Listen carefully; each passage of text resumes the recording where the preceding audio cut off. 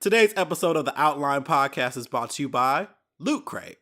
Loot Crate is a monthly mystery crate that delivers the best in geek and gaming gear, from collectibles, apparel, tech gadgets, art, and other epic gear. It's like Comic-Con in a box. Save on your next subscription at trylootcrate.com/outlinepod. Enter promo code BRIDGE10 for 10% savings. Today's show is also brought to you by Zipcar.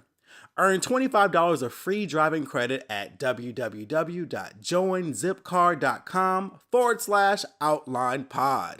Let's start the show. Outline. With Kevin Dwayne. Outline. With Kevin Dwayne. This is the outline with Kevin Dwayne. Kevin Dwayne. Kevin Dwayne. With Kevin Dwayne.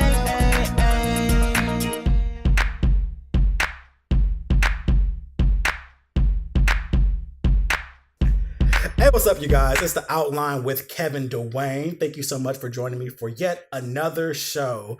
We are approaching a year in about 2 more weeks. I cannot believe that I, of all people, have showed up every week for an entire year. But you, as the fans and the listeners, have been listening every week. So thank you so much for that support. Remember, if you're sharing this podcast, let your friends know they can listen to it on Apple Podcasts, on SoundCloud, on Stitcher, Google Play Music, and at kevindwayne.com. Thank you so much for your comments, rating it, and just all the love you guys have shown. This has been a great year, but we'll get to more of that when we hit the year mark in a couple weeks. Today, I have a special guest. So those of you who follow me closely have been seeing every Monday evening, I am posting a yoga pose. Now, some of y'all don't know it's yoga because you're too busy looking at my ass, but I'm actually posing. Those are actually poses I get from a sensei. And there's been a yoga challenge, which will be over by the time you hear this, but I have him on the show today, so I'm going to have him introduce himself. Hi, everybody. My name is Sensei Raven Akundayo. I am a yoga instructor. I teach Ashtanga yoga, certified life coach and Reiki practitioner, and all things wellness through my wellness brand, The Love Movement, which has been going on since 2010. Oof. I'm happy to be here. Come through 2010. I'm happy to have you on the show because yoga has been a great addition to my life. I truly, truly, truly enjoy it. And I started it. It was a fluke, really. Right. I think one day I saw, me and Raven have been friends on Facebook for a couple years now. And I kept seeing him, posting stuff like that. And I'm all about fitness and working out. And so one day I was like, I'm going to try this. And so I sent him a text. I'm like, I think I'm going to try yoga. I'm just going to just hop on YouTube and find something. He was like, okay, but if you need my help, let me know. And I guess he knew it wasn't going to work out. So I remember it was a Saturday morning, and I hopped on YouTube, and I found this little white girl. And she was teaching it, but she was going too fast. I'm like, girl, I can't get in a downward dog and then back up. And there were no tips. Right. It was just, she was just going. Yeah. And that was the beginner's video. I'm like, girl, where did we begin? Keep up. You're supposed to be. Where did we begin? And so I tried to fight through it. And so I said, hey, so how about we FaceTime on Monday and we do these? Like, sure. Mm-hmm. So we did an intro class. And I honestly, before the class, I didn't think I'd enjoy it as much as I did. Really? I thought it was going to be you show me some things, and I'd be like, okay, girl. Thank you. Thanks, bye. And move on. I swear to God. That was something real cute for the moment. I really thought, I'm like, thanks. Right. And we're done. And I tried yoga. But then I really enjoyed that class. Mm-hmm. You did an amazing job, especially via FaceTime. Right. Like, I had my iPad or my computer, and we called via Skype. Yes. And then I airplayed it to my TV. Mm-hmm. And I would watch him on the TV, and we would do yoga together. Getting it in. It was, yeah, and I thoroughly enjoyed it. So at the end of class, I'm like, so I think I want to be a student, you know, and And you everything were like- actually one of my very first online students. come through. So you're one of the people that proved to me that I was capable of teaching people online. Yeah. Because you know what a lot of people don't know is that you were a student, as you were just saying, a student of me online before I moved to Atlanta. Mm-hmm. So we kind of did reverse of a lot of my other students. Yeah. A lot of my other students learn from me online first and then eventually get to meet me in person. Nope.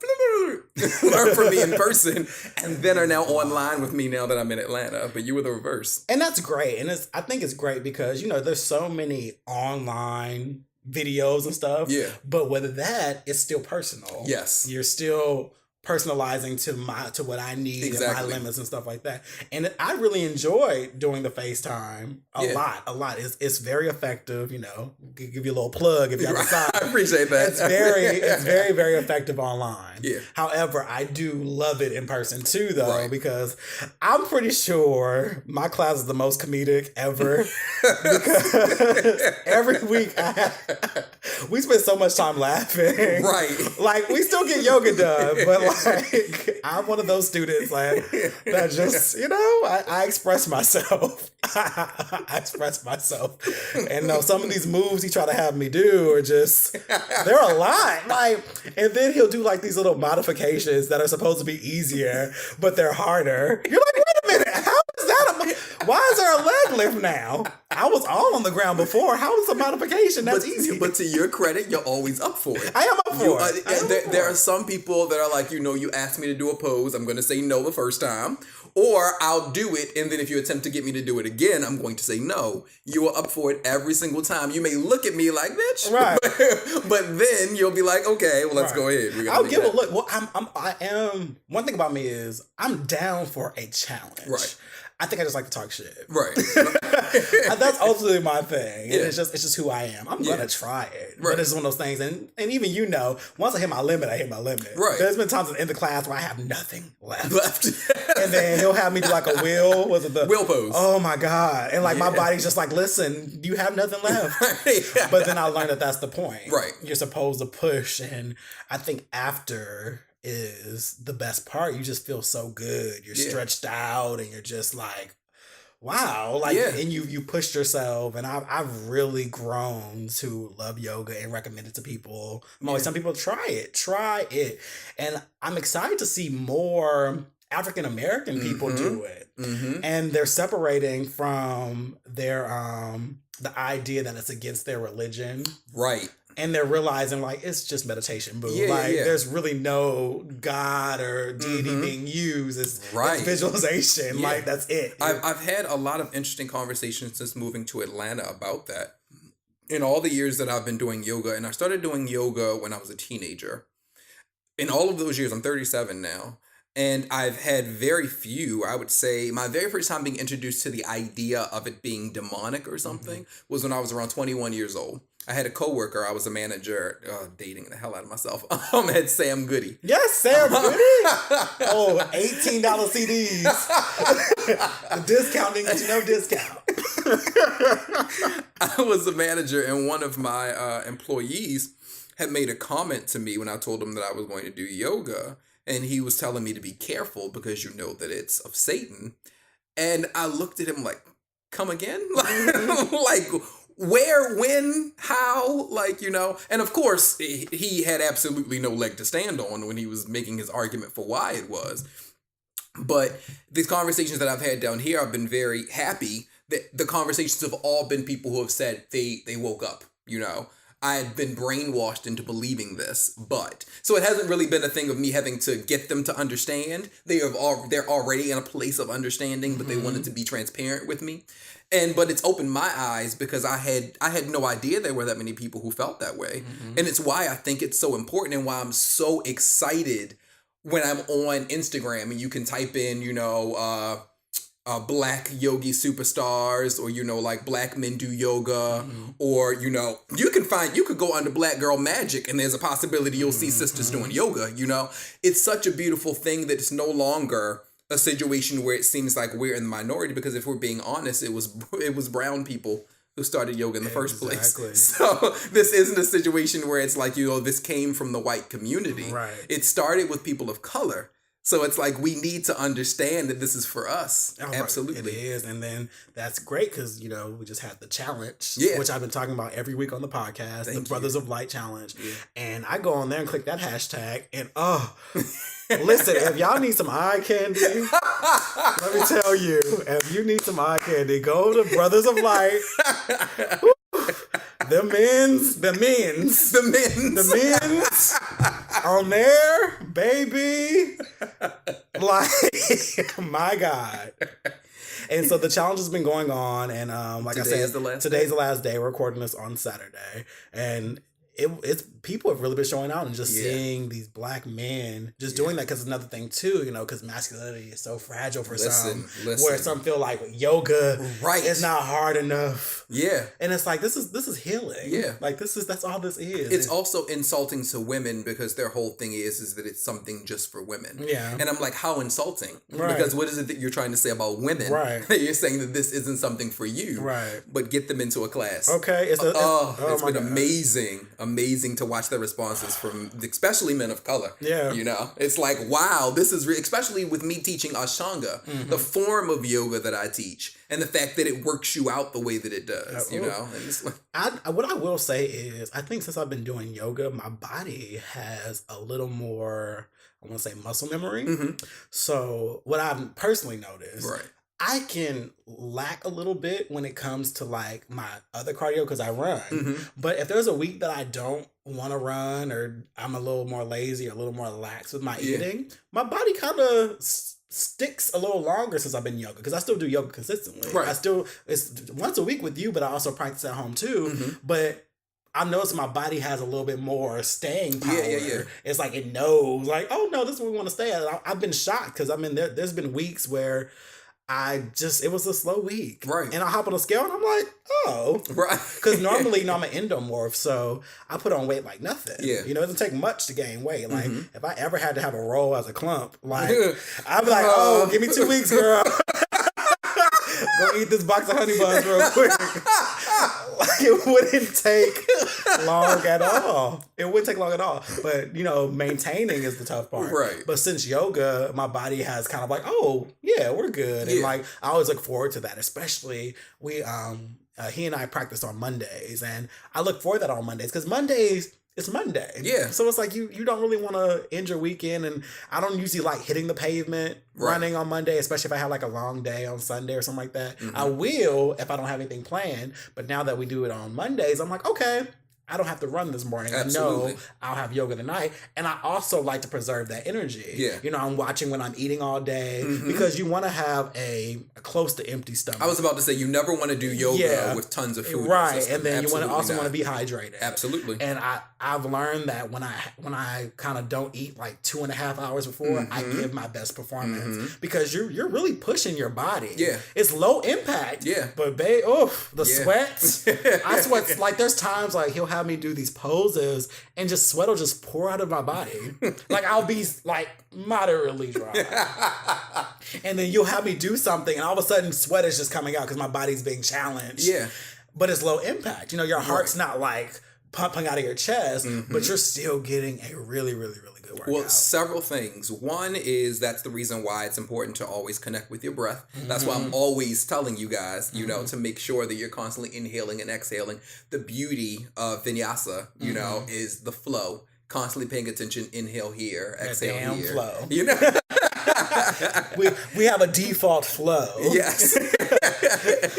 It's one of those bittersweet things. Like it's like one of those things like it's you know when you go on your flow that it's a transition piece always. Yeah. That's how I look at it. It's like after being challenged, it's like, ooh, go into your flow. Right.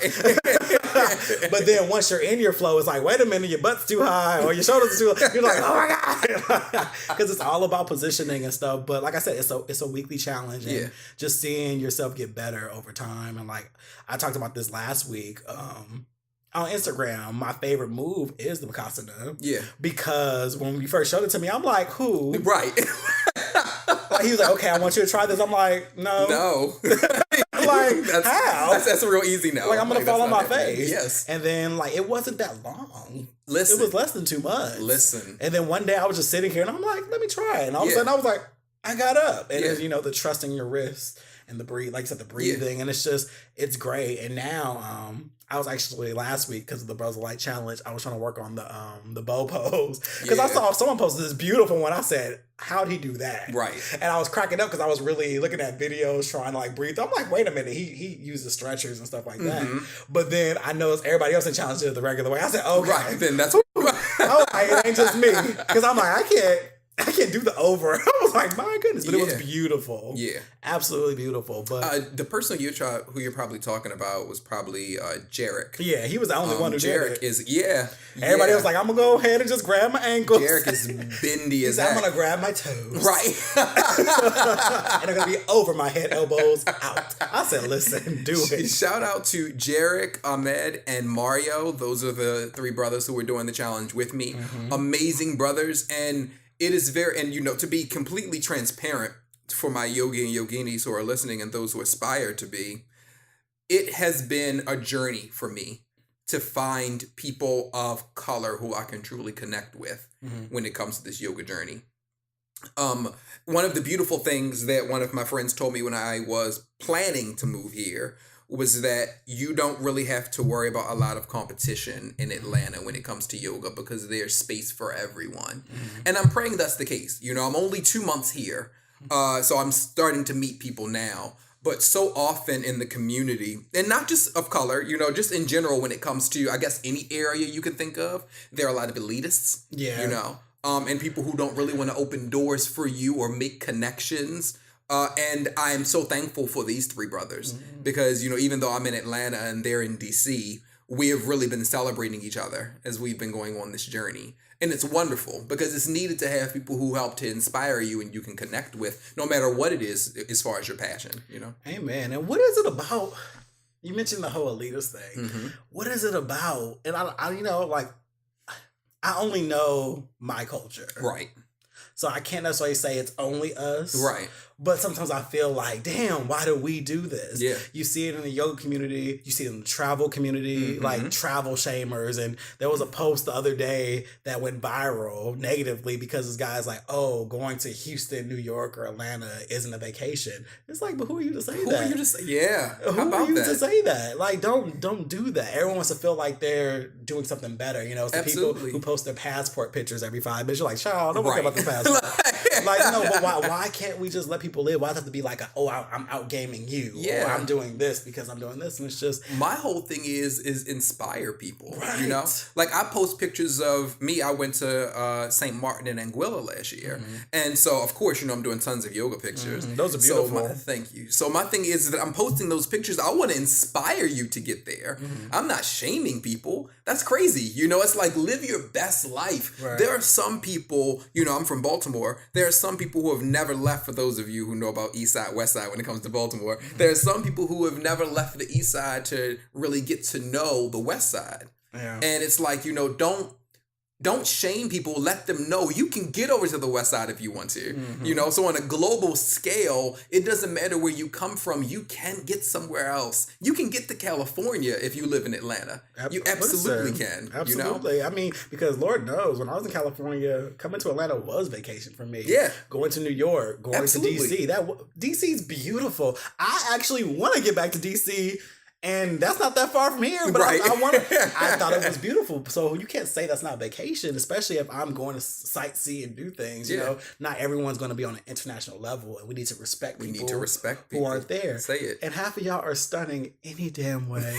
Like, no shade, no shade. But a lot of y'all are flight attendants. It's a part of your benefits, boo. Like, you can't sit here and shame people when, like, you were working, boo. You know, like, and that's what it is, and like inspire. Like, Yeah. you know, it's one thing to just post a picture. Right. That's inspiring. Like, okay, this is where I am. But when your comments like, "Oh, why you girls are going to Vegas here," that's where Right. you're teetering on shallow ground. Yeah.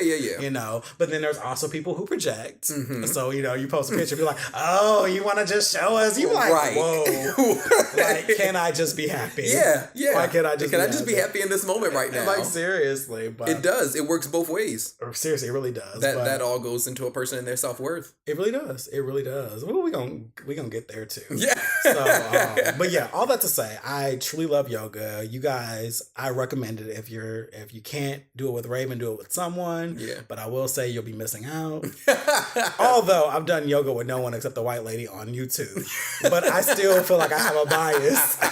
I still feel like I have a bias that Raven's the best. Yeah. Thank you. But for now, if you can't do it right, but do it with someone. It's just great. Like I just love the benefits. You literally feel alive. Absolutely. Your body, blood flow. Yeah. It's blood flow. You feel blood throughout your body. You're like, oh my God, like it's the best stretch. Yeah. Like there's parts like I love like the baby pose or the Happy baby. Yeah. Because it's a stretch that you're like not used to. You're like, oh Right. my God. Oh. And like And I appreciate you for that because there are a lot of people who take Happy Baby in a sexual Oh, direction well, in a heartbeat. You know what? And let's talk about that briefly too. Yoga is just a sensual thing to people, apparently. Like literally people out here just trying to stretch. Right. They're out here just trying to revitalize their lives. But listen, every time I post a picture, and you know this too when you post yours, Yeah. them DMs Light up. Can you do that with a dick in you?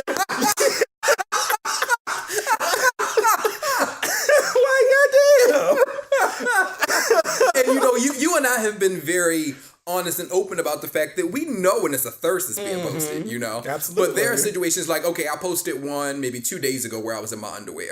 It's been months since I posted one where I was in my underwear. So that people can't use that as an excuse. Right. I can be in Bakasana and simply the fact that my booty is tooted up in the air will have somebody in my DMs. You I always am got fully comments, dressed. Child. Took that thing up, mama, baby. Where you like, damn. And so some people just do it. And Yeah. I've learned to be like, whatever, it is what it is. But it's just you're putting your body in very compromising positions. But hey. And we can't help the fact that we're two cakey brothers. Listen, cakey. And yoga is only making it. Listen, Because we getting these hips open. I'm trying to get my shit to go. So it is what it is. It is what it is. But I love yoga. I recommend it for any size, any height. Yeah. Don't feel like you can't do it. There is a beginning place for you. Absolutely. And if anybody wants to know about what it is that I do specifically, what sets me apart, because when it comes to yogis and yoginis, you will never get the same teacher twice. You know, everyone teaches differently. So the classes will be different. But for me, what differentiates what it is I do, I created a yoga called Revolutionary Yoga. And that specific yoga takes Ashtanga and melds it with meditation and deep visualization. And that journey that I take people on as far as visualization, I think helps to ease people into yoga. You know, being able to release negative energy and focus on positive energy and self-love really does a lot when it comes to your flow as well. It helps to clear your mind. I love it. You know, so definitely I want to put that out there for myself as something that makes me an individual when it comes to the yoga community. I love it. I love it. He got a cute little playlist too.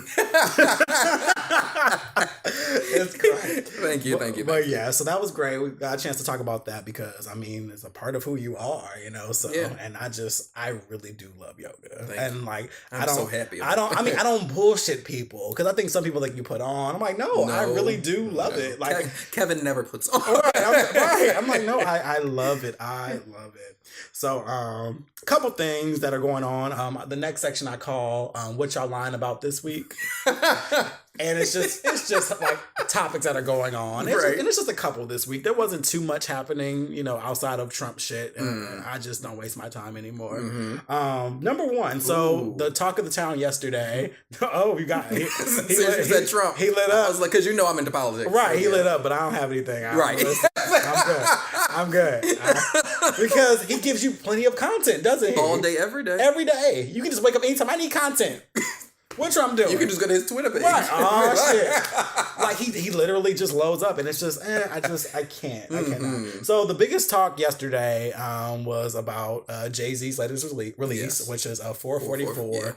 I was cracking up when he was talking about it. He was like, "Oh yeah, I woke up at 4:44 in the morning and wrote this." I'm thinking, "No, you didn't." Your body did not wake up at 4:44 in the morning. And he's like, "Oh, let me write this song." But whatever, I digress. I know you mentioned earlier that you haven't heard it yet. Yeah.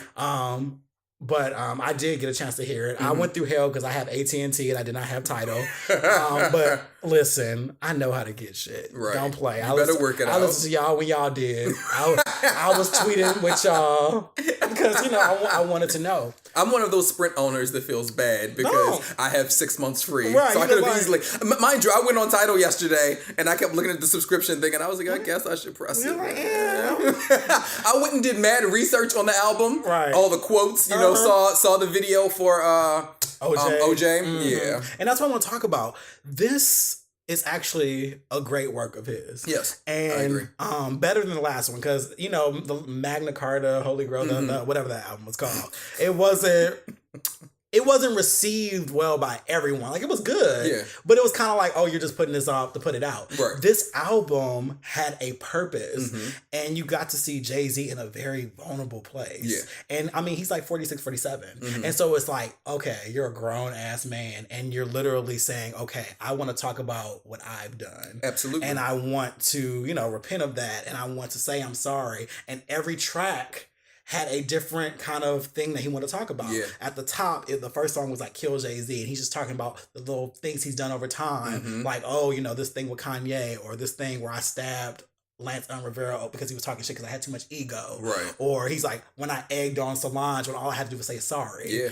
And like, you're just like, okay, that's how he started it. Yeah. Then he moves into another track where he's talking about his mom being a lesbian. Yeah. Smile. That's the name of that, right? Yeah. And you're just like, oh my God. And just like, you had to hide that, but it's nice to finally see you find someone you love. And, and I was just like, and to hear this rapper who has said plenty of things that relates with misogyny and homophobia in his career talk about this in a way. And you're just like, okay, Jay. Yeah. And then you get to the 444 where he's just going over all the shit he did to Beyonce. You're just like, and we knew from Lemonade, that she was going through stuff. Right. And if you listen back to earlier stuff, Irreplaceable and Ring the Alarm and Me, Myself, and I, she's been with Jay-Z since she was like 20. Yeah. So it's like, you're like, damn, girl. Right. And so hearing him say, I'm sorry for the stillborns. Yeah. I'm sorry for, all the things that I've done. Like, you're just like, shit. But he's also being as transparent. He's being very transparent. And then I also thought about that when the part about the stillborns made me sad because the concurrent joke that everyone likes to use is that Beyonce didn't have Blue Ivy. But you have to understand how insulting and hurtful that must be. Absolutely. To be someone who's had miscarriages and stillborns. Absolutely. And then have people joke about your child being born. And like and it's just, I get it. It's a joke, ha ha ha. But like, really think about the energy you're putting into the world when you say it about someone. Yeah. And it's just like, but like. And the funny thing is that you can never make people happy because at one moment people didn't believe she had a child. Right. And then the second time around when she has her twin, she's celebrating it directly in front of your face. Right. And then people are saying she's doing too much. Yeah, it's doing too much. And and that's a lot. And I think it's literally the price of fame. Absolutely. It's just you're in this place where you're never going to please people. Absolutely. And I'm sure she learned that as a child. Right. And so, because even with like how she had Blue, remember she had her in a hospital. Then people said, oh, she took over the hospital. Right. And people Everything couldn't get shut down. Oh, it's just too much. Oh my God. And she's like, okay, all this negativity around something that's supposed to be beautiful. So this time she brought the hospital to her house. Right. She's like, we'll just do it at home. Oh, now she want to build a hospital. You're just like, well, listen. Yeah, damned if I do, damned if I don't. But I think it's the price of fame. And Absolutely. we see Whitney go through it. We see Michael go through it. It's just is what it is. And with that, you have to have a certain amount of self-love. Yeah. And you have to have a certain mental wellness because when you're on a platform that large, people are going to be mad. Yeah. But you also have people who love everything that you do. Yeah. Like, whatever. That's the reason why I appreciate that the two of them do things by their own rules. We're going to govern our careers the way that we see fit. Right. We're going to tell our truth, but we're going to tell our truth in our time. You're not going to our force us to do platform. anything. Exactly. Listen, on our platform. Because I have Tidal, right? I try. I didn't pay attention. It's my fault. I didn't pay attention to the rules. So my ass thought I was going to hop on there yesterday and get a free trial. It said no. You had to have your account before the 26th, or you had to be on Sprint. You will wait. You will. I was like, well, okay. I'm going to watch other videos and stuff with my subscription for now. But I still got the Jay-Z album. I had to, I had to go old school and get the download link. But I was like, damn, y'all play. That's what's on your own time. But Yeah. I respect that. This is my platform. It's Absolutely. not, and that brings me to the last point. He has a track, the OJ, Life of OJ. Yeah. Brilliant track, I think. Yeah. He talks about serious things like Some money, serious stuff. credit, Yeah. financing, the fact that you're black, whether you want to be or not. Yeah. And I think that not opening- tearing down your neighborhood, building up your neighborhood. Mhm. Yeah. And that beginning was so smart because I remember watching the OJ documentary and I was like, this man really did think he wasn't black. Yeah. He was like, I'm He not black. separated. I'm Exactly. OJ. Mm-hmm. And, while, He said, okay. and it was in a time that so much turmoil was happening. Granted, a lot of turmoil hasn't stopped. Right. But in that time, it was still very much the 70s and 80s and all the movements. And he's just like, I'm not black. Mhm. I'm OJ. And you're just like, God. It's like, okay. But he sure enough became black when all that shit went down. Listen. And that's a community that actually saved his Listen. ass the first time. The second Right. time was on him, child. We Listen. couldn't help him. But that first time, and so I thought that was a brilliant opening, and just how he's talking about money. He was just like, what's better than spending money in a club? Credit. Listen. He's like, buy some land. Yeah. Invest. Do things. It will help you out. Mhm. Like, I was like, damn. And so I appreciate that. And he also had a nod to Moonlight. Yeah. The track on Moonlight. I was like, Jay, in my opinion, he should stop here. Mm-hmm. This is a great album A great place to be. retire Yeah. for real, and Right. stop because you're gonna end up like TLC. Because listen, that goddamn album, and I knew better. And didn't that drop yesterday Yeah. too? Why would you? Oh, Listen, sweetie. I knew better. Right. Because I don't get with reunion albums. The Right. only reunion album that I think that I really enjoyed was SWV I Missed Us. Mhm. That was actually a good produced album. I was like, oh, this is good. Right. I played that out. But most of the time, I feel like when you do stuff later in age, it waters down your discography. Yeah. If you don't do it right. Right. That's why I respect Anita for saying, I'm done. Right. Anita Baker said, no, you'll get those masterpieces. Right. Every Anita Baker album is a masterpiece. Kid you not. She said, I'm done. Enjoy. I'm not about to mess up my damn discography. Yeah. And I get that. So I was just like, the TLC album, it's just, Have you heard it? oh, yeah. I'm not just saying that. Here's the thing. I love TLC. Yeah, absolutely. Love them. Absolutely. That's why I was like, oh, let me listen. But I heard before the album came out, I heard Way Back, which I liked. I'm like, this is cute. I like Way Back. Mm-hmm. Cute little jam. Haters, not so much. Right. I hate it. And then there was another one, Joyride. I was like, okay, this is okay. Mm-hmm. Not so much for the album though. The Right. album, The album as a whole doesn't really speak to you. It's just no. It's just the production, and it's just not good. It's not TLC. Right. It's just not. It goes against everything that they really were as a group, with or without Left Eye. Yeah, They yeah, still yeah. had a certain swag, and I know they're now older women. Yeah. And I respect that. But there was something very much missing, and I'm like, I could have went without this, Mm-hmm. but I do respect it for the culture. Right. I still respect them for saying this is going to be our last album and let's just do it. But Yeah. like I said, you're ending off on a note that's not as strong. Yeah. But I mean, hey, what do you do? 3D wasn't that strong either. So I whatever. never heard 3D. Right, because after Left Eye died, it was very hard, you know, Yeah. and it's hard when I'm you... about to say Fan Mail was the last album I heard about them. and that's really kind of like how everyone's minds go. They're like, oh, fan mail. Right. I don't know. It's just not, there's fans who are like, no, it is good, stick with it. I'm like, no. Yeah. Like I've listened to enough music in my life, and I'm so over trying to let things grow on me. There's too many great albums out there to be There like, oh, let this are. grow. Like no, there's Yeah. so many things. Like I'm still playing SZA, and I cannot. I'm obsessed with her. I am so obsessed with her. Like she's so good. And since I couldn't listen to Jay-Z on Tidal, I found one of her concerts. That's exactly. I was like, well, let's see what SZA got on here, because they have exclusive concerts and stuff. Yeah. Which actually, I love Apple Music, and I'm Right. staying with Apple Music. I think it has everything when it comes down to it, except Right. Jay-Z's albums because they're on Tidal. and I'm okay with that. I have them, but I'm not leaving Apple Music. Yeah. But I do love Tidal. I Yeah. do. I've had it a couple times. Free trial for your nerves every time. Keep them emails up.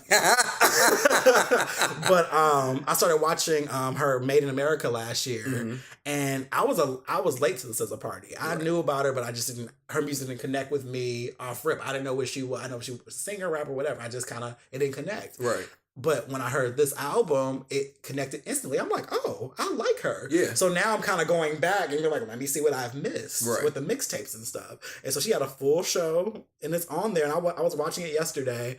And I'm like, God, she's so good. Like live. Yeah. She actually sings. She writes her stuff. She has like this whole thing. I'm just like, So I'm guessing I need to give her a chance? Yeah, give her a chance. I can admit I was not impressed by the BET performance. Yeah, I enjoyed it. I like her voice a lot. Okay. She has a very particular voice, but like the album is really, really good. Okay. Like her lyrically, she's a Scorpio. Come on. You know, me and Scorpio. Well, there we go. Right. Now I have to listen to it. Yeah, she's a Scorpio, and you get a lot of that in her lyrics. Okay. You get a lot of just how it's great. I love her. So I was watching that on Tidal, and that's what I've been playing. Since that album came out, I played it once a day. I think there was one day last week I didn't play it, and then like at 12:01, I was like, I want to hear Love Galore. But the whole day I didn't play it. Yeah. But it's just it's one of those playable albums, and she recorded it over like 3 or 4 years though. Wow. But that's that old method. I was about to say when you get that quality, listen, like the Janet method. I was about to say Janet. You better. Say Janet Maxwell, like Sade. Yeah, listen, you get a quality D'Angelo. album. I'm gonna take my time. It's so You're not good. gonna rush me to do this, right? Real. Yeah, and and it's just you just get all the layers of vocals. Yeah. There's so many different things she does with notes, and like she has an affinity for movies. Okay, so there's all these quotes and things from movies that she uses. You're just like, oh, okay, cool. Like, and I don't know. I really, really enjoy her, and I didn't expect that. Right. Like, I remember everybody was hyped about her album coming out, and I was like, whatever. Someone was like, oh, you like SZA? I'm like, she's cool. Right. Like, I was like, I'll listen to it when it comes out. Right. And when it came out, I listened to it on my way to the barbershop, and I was like, this is good. Yeah. And then over time, you know how you get an album, and then it just really starts hitting you, and all of a sudden it's like your ear does a little snap, and all of a sudden you hear it in a different way. Right. You're like, damn, I really love this song. That's what happened with that album. Yes. All of a sudden, I was loving it more than I planned to. Right. And then you start loving songs you didn't love before. You're like, I didn't like this song, and now I love this song. Now I love this song. And that whole album, I really, really, really enjoy it. She pairs well with Channel Orange, Frank Ocean. I feel like, which he's a Scorpio too. Yeah, it makes perfect sense. And see, and this is why I love you, because you vibe out on the astrology thing. You know, I truly believe in it, and you do too. Yes, but people are like, that's not. I'm like, no, boo. Right. And you disagreeing proves you're probably a Capricorn or whatever else. Say it. Like the cynical signs always say, it's not real. I'm like, what's your Capricorn? I was having a conversation with my cousin on Facebook when I posted something about astrology. And he is an Aries. I had forgotten when his birthday was. And so he came to me and he was like, this post that you put up, is this for sun, moon, or rising? I was like, and you're an Aries? Come through. He was like, well, it's probably because and then he started to break down. I was like, well, there we go. Yes. Because Aries is the number one sign that's quickest to tell you that astrology is bullshit. Right. So the fact that you believe in it blew my mind. Listen, Just was like, I always say, listen, if y'all can have white Jesus, let's talk about it. You astrology. didn't make me sit up real straight. if you can have white Jesus, I can have astrology. How you gonna try to tell me about the stars? Not Listen, right. I don't. That's all I'm saying. Because Pisces, that's where the whole fish thing comes from, boo. Ooh. That represents Jesus. I mean, but we ain't gonna go too deep. We're not gonna go too deep into that. That's all I'm gonna say. But SZA's great. She pairs well with Channel Orange.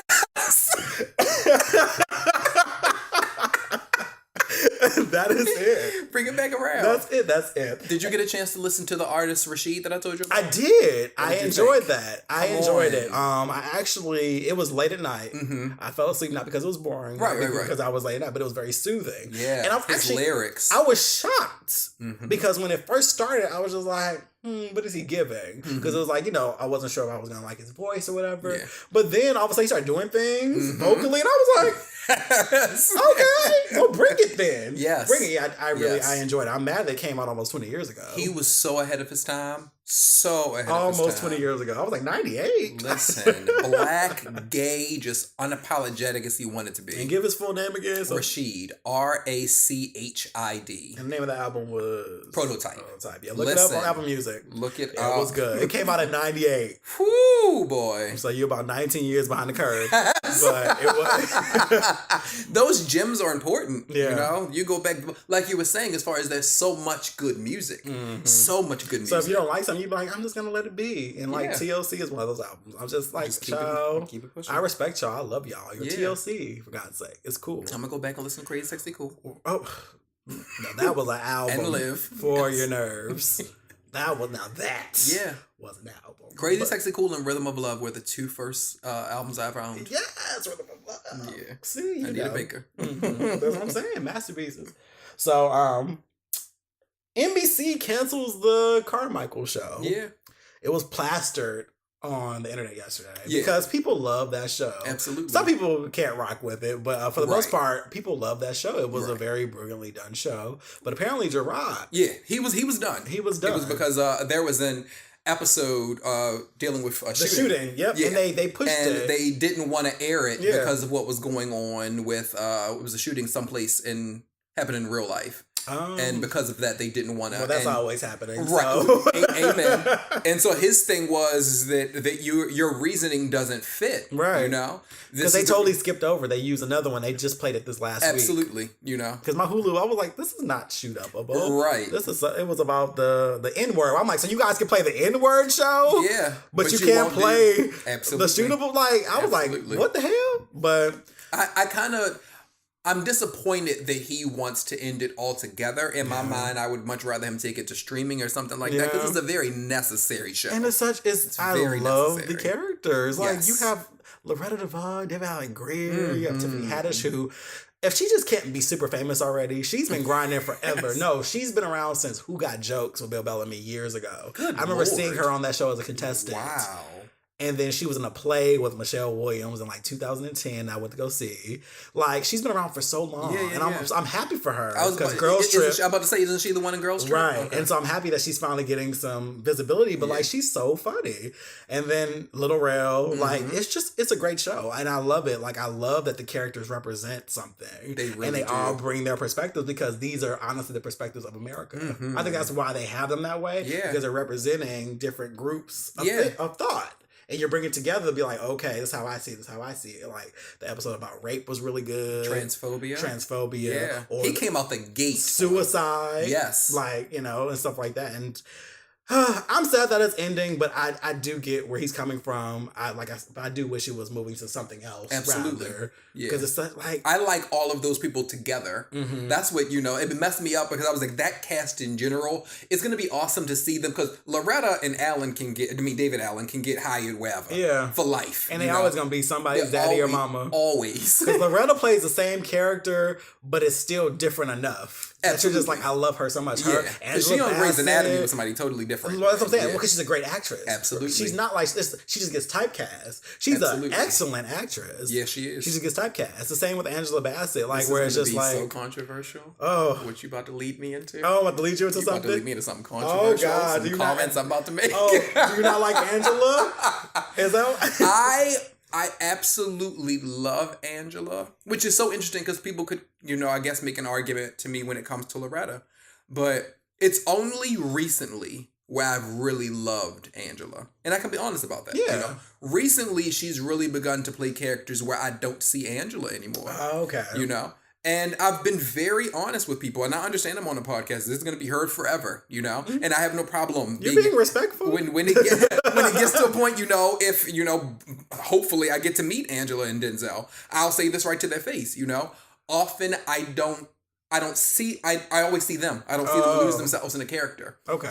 With Denzel, I was so disappointed when people were angry because he won his Oscar for Training Day. I was disappointed because they're like, he had to end up being a bad person. Well, But he yes, was really exactly. good, though. He was really good. I didn't see Denzel. And you see Loretta? Do you see that joke? Did you watch Carmichael show when they had the joke about Denzel? No. Oh well, shit! I want you to see it. But it was on recently. They were talking about the show was about things that black people just do because you're black. Mm-hmm.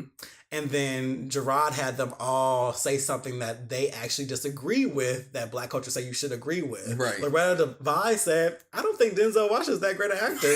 I always see Denzel. That's what she said. Listen. She was like, I just see Denzel playing different characters. I would have yelled. Right, that was the joke. Yelled. Because that's what I watch his movies to wait to not see him. Yeah. I really do. And with Angela, it got to a point, especially when she started doing American Horror Story, where I'm sitting there and I'm like, this is an anthology. I want to not see you every time. Right. I want you to change it up, you know? And I'm like, my thing is that I don't want to always compare people to, I look for Black people who can transform the way that Meryl can transform, you know, because it's like, for anyone who's listening who has seen Angels in America, she changed up to the point where she was playing a man and people watched that and had no idea she was even a man. She's phenomenal. Phenomenal. And my thing is that in our community, we have phenomenal actors. Do you like Viola? Oh, what? Because I feel like she now transforms. that's somebody who transforms. I feel like and I don't like doing the whole white counterpart thing. Viola's Viola. Absolutely. But I do feel like she be head to head with Meryl. And that's the reason why they're best friends. Right, because it's like, she would be head to head with her, where it's like, nah, you got this. And Meryl lives for her. Yeah. And she should. As she should. I feel you on that. And I do think sometimes we, as Black people, we champion people because they're so few. Yeah. Yeah. And so we feel like we have to just be like, no, they're the greatest. Right. And we don't allow criticism of people that we deem. It's kind of like, honestly, like Halle Berry. Like, that's kind of how I feel about her. Yeah. Where it's kind of like, she's pretty. Yeah. She was great in Monsters Ball, and like I love all the old rom-coms she was in the 90s. Yeah. But I don't think she's done anything great in quite some time. And she's pretty. But then I also, and it goes back to the whole Jay-Z line, because he said something about Eric Benet. Yeah, and I saw and Benet responded back. And everybody's mad at Eric Benet for responding back. I'm like, no, because it's hurtful. I was like, it sucks that just because Halle Berry's this pretty woman that we assume she doesn't have flaws, or she's probably not like doing anything wrong, and that just because she's pretty, he was just supposed to stay. Yeah. And I just think that's fucked up. And you're bringing some 20-year-old shit back up. So yeah, right to be like, listen, I'm married to. I was about to say, I appreciated his clap back. Right, I appreciated that. And some people are like, no, shut up. Like, no, he had every right to say that. Defend yourself. Because listen, if you look at, I mean, like I said, Halle Berry, beautiful, respect. Right. But look at the girl's track record, though. Yeah, as far as like Babies No Man, and like, listen, there's obviously something going on. And I thought the same thing about Jennifer Lopez. It's like you have this idea, oh, this beautiful girl, big ass, whatever. Right. Who would leave her? Who would do this? You're just like, but personality does matter. It does matter. Looks don't mean I gotta stick around and just deal with your shit. Yeah. You know? But I feel like that ties right into our next topic. So we're gonna take a quick break and we're gonna come right back and get into it. Okay. Hey guys, hope you're enjoying the show. For you, the listeners of the Outline Podcast, Audible is offering a free audiobook download with a free 30-day trial to give you the opportunity to check out their service. I would personally recommend listening to Crush It, Why Now is the Time to Cash In on Your Passion by Gary Vaynerchuk. I've talked about this on the Outline Podcast before. It's a great book for entrepreneurs, caterers, photographers, whatever your passion is. Gary teaches you how to monetize said passion. To download your free audiobook today, go to audibletrial.com/outlinepod. Again, that's audibletrial.com/outlinepod. If you follow me close, you know that I collect vinyl records. I have Michael Jackson, Whitney Houston, Chaka Khan, Diana Ross, just to name a few. So I was excited when I heard about Vinyl Me Please. Vinyl Me Please is a Record of the Month club. The best damn record club, in fact. Every month, Vinyl Me Please features one album that is essential to the modern vinyl collection and sends it to thousands of members worldwide. Each record is pressed exclusively for the members, and it has features you can't get anywhere else. Things like bonus tracks, inserts, colored variants, and it comes packed with a 12x12 album-inspired art print and custom cocktail pairing recipe. Try it today by going to www.joinvmp.com/outlinepod. All right, let's get back to the show. All right, welcome back to The Outline. So, this week's topic is going to air on the level of mental wellness. You and I had brunch a couple weeks ago. Yeah. And we had this great conversation, and we're like, we got to talk about this with a mic here. Right. And it goes along the idea of, as Black men or Black gay men, they're not mutually exclusive, Right. so it's not pushing anyone out. So my straight listeners, you're included. If you're Black, you're included. But if you're gay, you're also included. Right. And the idea is that we're not all broken. Yeah, man. And the conversation started because we were talking about dating, because that's all we talk about. Right. Yeah, no, we talk about a lot of things, but we're talking about guys, and I was explaining to Sensei that when I date people, I keep meeting people, and it seems like they have all of this stuff that they're projecting onto me. Yeah. And it feels like they're only treating me a certain way because they don't really love themselves, or they don't feel like, for instance, like we're both gay. So it's like, oh, well, because I feel there's something wrong with me being gay, then there's no hope for you. Right. So I'm going to treat you like I feel like I feel like I should be treated. Yeah. And I'm just like, there's no way I could keep meeting guys like this. Yeah. And I think the conversation went more on to the fact of like friendships. I'm like, my friends are great. Right. I'm like, I'm sitting here with you having a great conversation. Yeah. We have this person, But when it and comes they're to my fine. love life. Right. But when it comes to love life, it just seems like I keep meeting these guys that are just like shit. Yeah. And we're not all broken. Yeah. Now, let's start this with, let's say, introspection and understanding the importance of finding yourself. Yeah. I remember a few years ago, I had a whole ordeal, which we talked about off the show recently, that kind of forced me to look at myself. Right. In a way that I never looked at myself before. And it was because I took the feedback and I didn't oppose it. Yes. I think oftentimes we feel like it's everybody else. It's never us. Yeah. It's you. Right. You did this, that's why I did this. No, but we have responsibility in what we do. Absolutely. And a lot of people have not taken that step. Right. Well, that comes from, you have to be able to see yourself. A lot of people, like you were saying, looking inward. Most people choose to look outward. There are are levels to this. People don't want to look inside, because looking inside, as you were saying, because of the fact that you have taken the steps to look inward, you can get to a point where you can say to yourself, I was wrong. But people who never look inward, that opportunity never arises, because the fear is the minute, okay, so this is a situation where Raven did wrong by Kevin. Here's an opportunity for Raven to be able to look and say, this wasn't Kevin's fault, this was me. But I live my life in a space where the minute I look inside, I have several different areas of trauma that I'm going to have to push through in order to get to what I did to you. I'm not willing to go through that. So I'm just going to stay out here, and you're going to be to blame, and we're going to move on from there. Oh my God. And that's my rug analogy. I used this on the show a while ago. And I've always imagined it this way. I imagine this rug, and this rug has so much dirt under it, to the point that there's actually a lump in it, because there's so much dirt. But it's not my house. Right. And I can't just come in there and clean it up. But what I can do with the person whose rug it is, Right. I can slowly lift it up and just clean up a little bit. Yeah. At a time. Yeah. Not forcing it.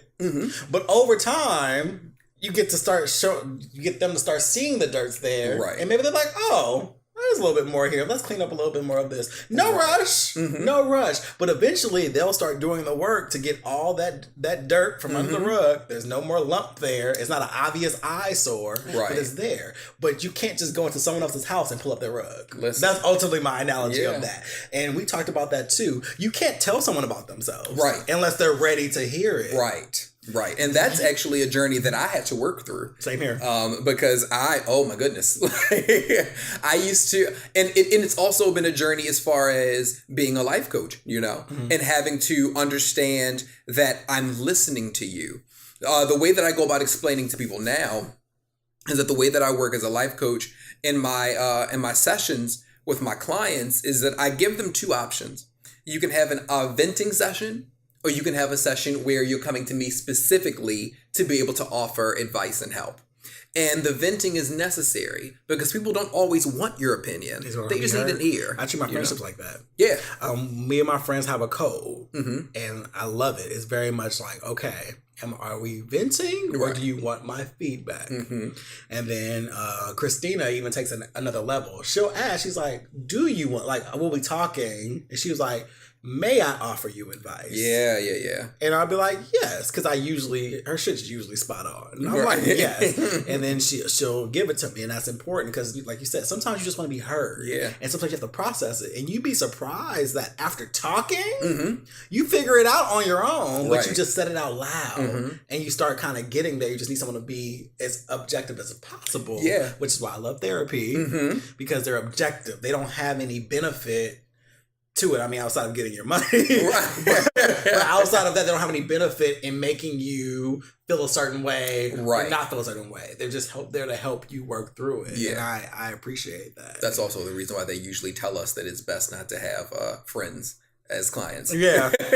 Well, yeah, 'cause that can make things rather messy. It really can. Yeah. Well, because because that's when you get into tones and stuff, and once again, telling people about themselves. Right. And like one of my favorite people, YOLO Mhm. Akili, he said, "Listen, a lot of y'all don't have these degrees on the wall. You don't need to be diagnosing anyone. Right. Stop going out telling people what it is. Let them go to professionals. Right. And let them. And it's true, and." That's why I think relationships can be hard Mhm. because you're intimate with someone, but a lot of times you want them to change for you, Right. for your comfort. It's not even about them changing for better. Mhm. It's just that, like for instance, the person, I always talk about me being a sensitive Pisces, Mhm. and we talked about this too. I've learned how to filter myself, Right. and I know how to.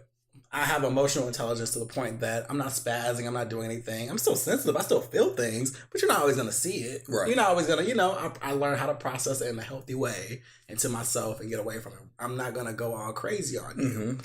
But I do remember dating certain guys who were just rude. Mhm. They just said rude things all the time. And then if I was hurt by it, oh, you're being too sensitive. And I'm like, that's kind of unfair that you want me to change my sensitivity, but you won't change your couth. Right. You won't adjust the fact that you shouldn't say everything that comes to your mind. That makes you a fool. And that's not real. That makes you a fool. I'm tired of people hiding behind meanness as being real. That is unfortunately far more people than I would like to Oh admit. my God. It's just like, I'm just keeping it real. No, you're being a fool. You don't say everything that comes to your mind. It's a thing. Pretty much people are playing tennis with their emotions. Mm-hmm. And we exist in a space now where no one is stopping the game. Mm-hmm. It's like we're going to keep going back and forth. As you were just saying, you telling me that I'm too sensitive is not taking ownership of what it is that you've said to me, Right. And then it becomes a thing of, well, who is going to be the victim? Mm-hmm. Instead of both of us being able to sit here and say, well, this is, again, it goes right back to being inward. Mm-hmm. Okay, so this is where I'm hurting. This is what I think that I may have contributed to this situation. Well, this is where I'm hurting. And this is where but that takes going inward. And but then that goes to, and I'm not sure if I'm jumping ahead, No, you're good. but this goes to communication Mm-hmm. and being able to say what it is that you feel. And this is a day-to-day thing with me. You and I were having a conversation off of the show. We like to talk. Right. where I'm talking about how I'm 37 years old and I'm still coming across people, but that's when you have an aha moment. You have to understand I'm 37, not only age, but I am in a particular frame of mind where I've reached a level where it's like, okay, this is the way that I communicate. Yeah. But an argument to myself, an argument against that argument is that I've been this way since I was young. I've always been somebody when it comes to communication where I'm very, very open, So that's where my frustration comes in, I've reached a place of peace where I understand that everyone just doesn't communicate that way. But it is frustrating to be at 37 and to still be in situations where I'm looking at people like, I'm telling you flat out, here's the proper way to communicate with me. I can't tell you how to communicate with you. You got to tell me that. Right. But in communicating with me, this is how I like for my transparency to be. And then you literally do the complete opposite. And I love that, because actually you and I, and Ray and I are friends, but I crack up because like in person, I'm very vibrant, very just like, la, la, la, la. But if you text me at the wrong time, I'm not going to give you too much. And Raven was like, I just feel like you don't want to be bothered when I text you. I'm like, it's just me. I was like, I am more of a on the phone, in person kind of guy. Yeah. I'm very straight to the point. I'll never not respond. Right. That thing, my thing it's never response time. Right. It's just, I can be short, or I'll just be I'm very abrupt. I'm just like, all right, this is it. Are you doing this? Yes. Send me this. Here. Here's attachment. That's just, even at work, that's how I communicate. Right. I'm just to the point. I don't like a lot of fluff. Right. But then we also have times where we're joking and cracking up, with our group texts and stuff like that. So, but once I said that to him, he was like, oh, I get it then. Yeah. It's not and I had to say, no, it's not. It has nothing to do with you. Yeah. That's just, sometimes I'm in the middle of something and I'll be like, oh, but I do want to answer your question. Right. So it comes across abrupt, but it's never, I'm not one who lets notifications just sit on my phone. No, Right. I respond. You'll get a response. It may vary in length. But that takes in everything that we were just saying. One, that's communication between two people. Open transparency. Two, that's understanding each other, hearing where both people are coming from, and being like, okay, I get that. But also being able to look inward and being able to say, okay, because both of us did that. I looked in and I was like, okay, because the truth is that you don't have to expect that everyone's going to respond the same way via text. If he's informing you that he does better over the phone or in person, pick up the phone and call him, So be willing to meet people. Jesus, I teach this so much with my life coaching. It's life. That meet people where they are, Anyone who walks with me, I hate saying follow, people who walk with me on social media will see that I always talk about balance all the time. There must be balance in everything in life. And that comes to, relationships as well, platonic monogamous, not monogamous, platonic romantic. Right.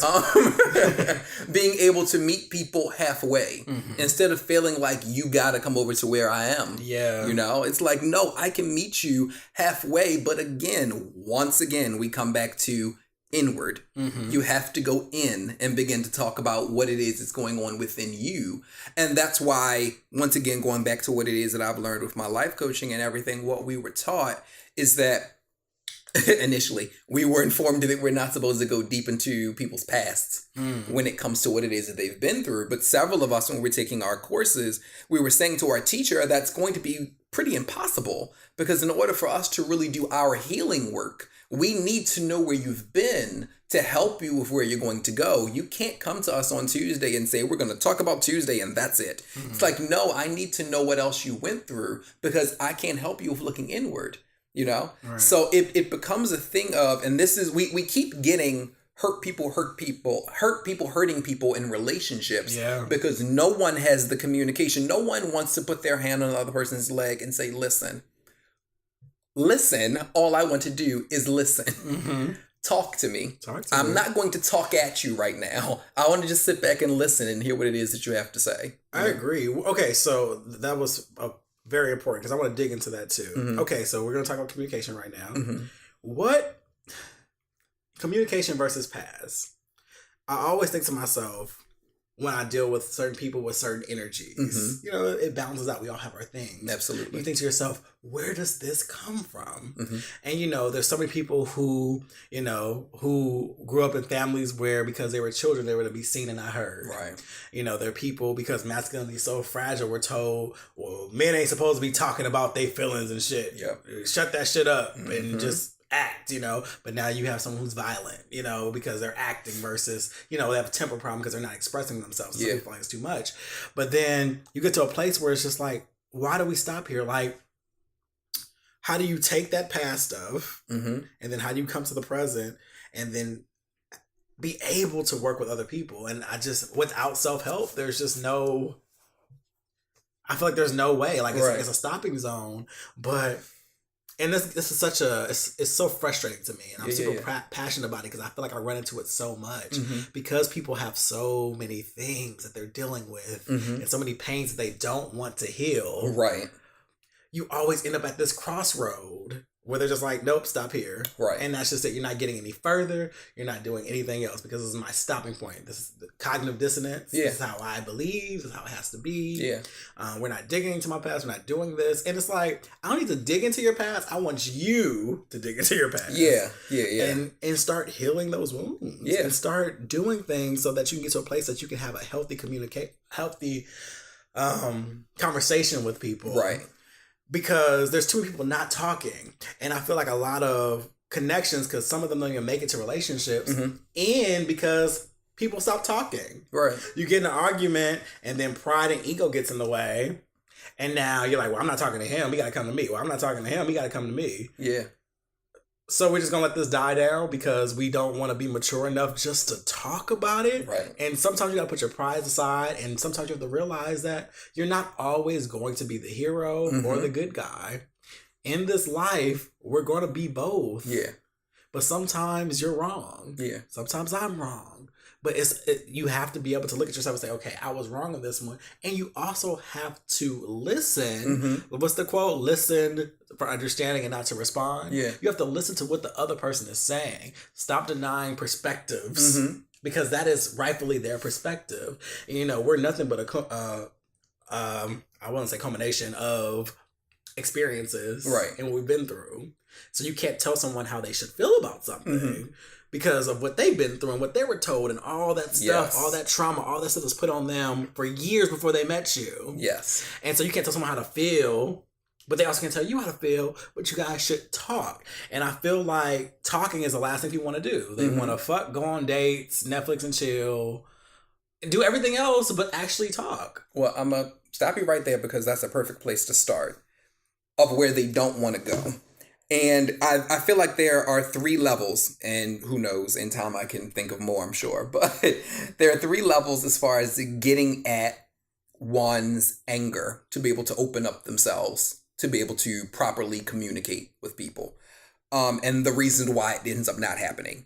So there are those who, I don't know if you've seen the picture before where you see the 2 men. There's one who has a pickaxe and he's constantly picking at the wall, getting toward, I think, like goal or something like that. Yeah. And there's a guy who's walking away, literally inches from being able to get to that goal.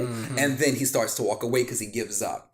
There are some people with their anger who are like that. I personally know some people who want to do the work, but it gets to a point where they become so frustrated because I'm doing my best to be a better person. But the world keeps giving this to me to the point where I just give up. No, mind you, I'm this close to my happiness, but I give up because the frustration is just too much and it begins to pile on and I'm over it. That's one type. Then you get the kind of people who their anger is their brand.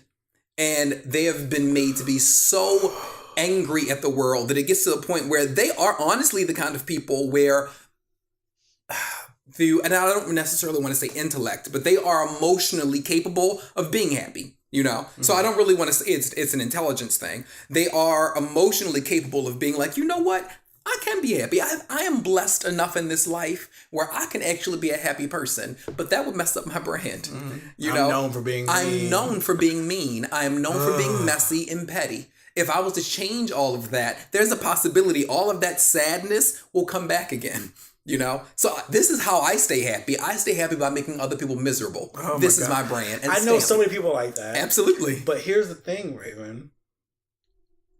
I feel like that's so many Black gay men. Absolutely. So many. Absolutely. And I'm meeting so many of that petty, mean for no reason, tear you down. All over social media. All over social media. And it's all over. It's a defense mechanism. Yes. It's like, let me cut you before you cut me. Yes. But the problem is, not everyone is out to get you. Yeah. And I've been hurt by those kind of people. The people that I'm dealing with, trying to be cool with, they just were like, nope, let me tear you down. Nope, don't want this. Stop. And you're just like, and I get it because you're protecting yourself. Right. But you have no filter for people who are actually trying to reach your heart. Yeah. Well, that's with friendships too. Like I'm trying to be your friend. Absolutely, it definitely isn't just romantic. It definitely friendship is as well. So that leads me to the third one. Oh my God! So the third one is this is my story. I was raised by a woman who constantly stressed to me the importance of my peace of mind. And to this day, I tell her she has no idea how much that helped me. That saved me. She constantly stressed to me, your peace of mind is more important than literally anything in this world. As long as you have your peace of mind, nothing can harm you. Now, I'm far from perfect. I've done some really messed up shit. I've done some pretty amazing things. Balance, But in all of that, I constantly bring myself back to my peace of mind matters. The reason why I am... And I actually just put on Instagram, I have this thing I do called Message to the Minority. I love it. Thank I love you. it. I've been watching it. And one of the things that I put up was people who feel like being petty is something to celebrate, And I'm like, the reason why I'm so anti-petty, but I stress to people, we all have petty moments. Mm-hmm. We're human, right. I've had petty moments where somebody has to say it to me and then we laugh about it. Mm-hmm. But it's moments. It shouldn't be your life, And the third one is someone who's able to get to a point where they're like, you know what? My peace of mind is what matters. So I can't allow you to step into my life and constantly make me angry because you're taking away my peace of mind. So that's, people stepping into your life. Mm-hmm. When it comes to the toxic energy that you've carried from your past, it's a thing where, okay, I have to make a decision because we can't keep looking at the world. Mm-hmm. You can't keep saying, I'm going to beat you down because you're not treating me right. You have to say, this is my shit to unpack, So, and that's the reason why I tell people I don't come into a relationship expecting for somebody to make me whole. Right. No, sweetie. Sorry to be whole. Listen, I'm coming to you whole. We should both be whole. Listen. We can be two peas in a pod, but we whole peas. Come on, we're whole peas. And I've had people argue back at me. I've had people literally say to me, that's not fair. I should be able to come to you broken and we can work through that throughout the course of the relationship. But can I be broken too, though? Listen. Because a lot of people feel like the other person should be 100%. Should be 100%, but I can be 60. broken. Listen. That's not fair. Hands in the air. Because it's a common thought. People have this fairy tale image of, yes, I'm broken, but I'm going to meet this person who's going to help me. And you can fix me. But who's going to help them when they're down? You can't at your 60%, girl. Child. You don't even have the minimum for the iPhone. It's on that low power mode. Talk about it. Talk about the fact that sign hasn't come up yet. It hasn't even come up. Right. No. You're good now. You gotta get to 70. You're at your 80. Listen, right. It ain't even green. It's not even green. But they had a full. You're still on your they yellow. had a full green, 100%. Listen. But that's not because we're humans. But I think only iPhone people can get that. Only. But listen, I don't know what to say. But that's real though, and the idea is that someone's gonna fix me. But it's like, you can fix yourself. Yeah. And I posted that too a while ago. I said, the bad news is your healing is completely your responsibility. The good news is your healing is completely your responsibility. Talk about it. And that's what it's real. I tell my clients. I'm like, my goal isn't to be here for the rest of your life. That's not what I'm here for. Mm-hmm. Now, if we're here 2 years from now, then that's the journey. But I'm telling you right from the beginning, this isn't supposed to be a thing where you're like, this is life. Mm-hmm. My goal is to get you to a point where you stand on your own 2 feet. And your whole thing is, you know what? Throughout this course that we've gone through together, I've been able to find me, Mm-hmm. And I tell people all the time, and I'm so glad that I have this platform to be able to say this on your show, because I really need people to hear this. Anger is easy, Joy is, listen, it's so simple. It's too easy. It's so simple. And when I say that, I need people to understand this. When I say anger is easy, I don't mean something like being angry about the way that Black bodies are treated. Mm-hmm. I don't mean that, Right. I mean, you are in a relationship and you get really pissed off at work and you come home and you take that energy out on your partner, Right. Anger is easy. It takes nothing for you to come home and just be like, whatever it is that I dealt with in the office, his ass or she is about to get it as well. The hard part is leaving work, sitting in that car or, sitting on the bus stop, taking a minute to breathe, to focus and to say, you know what happened to me was some shit today, but I'm going home to somebody who loves me unconditionally. Mm-hmm. I'm going to work on relieving this from my spirit, or at the very least, when I get there, sitting down and asking this man or this woman, can you sit here and talk to me? Or just listen to me while I talk about my day. Mm-hmm. I don't want to take this out on you, Right. But I'm feeling hurt or I'm feeling angry right now. Let's talk about what it is that you're going through. Don't put it on them. You know what you did? No, because now you're putting on me what you just went through at work. Exactly. Let's not talk about me. Exactly. Let's talk about you, so that when we go to sleep at night, we don't have to be angry. Oh you my know? God. And then now you're adding something, you're bringing that home. Yeah, and this is our sanctuary. Right. So You know? now and that's such a, especially if you live with somebody, you Listen. got to understand that it's not just your home. It's not just... And so once you mess up that energy for someone else, like, oh, it's the worst feeling ever. I've been in that predicament. And where you're it's in the like, walls. Right. You're just For like, real. here we are. Like, and it's just terrible. Like, so yeah, a lot of this is past stuff that has to be dealt with. What are some ways you think that people can start the process of healing? I mean, acknowledgement will be number one in my acknowledgement in work. Right. 'Cause there's a brand of people who acknowledge their faults but do nothing to fix it. I almost kicked over your microphone. It blows my mind. It's like, Okay. oh yeah, that's just what I am. But So you were talking earlier about how you know so many people like the ones I was describing online who are, petty and just evil, because I know so many people who take pride. I mean, their chests stick out because they're like, I know all my flaws. I know all of them. But what are you doing about that? Right.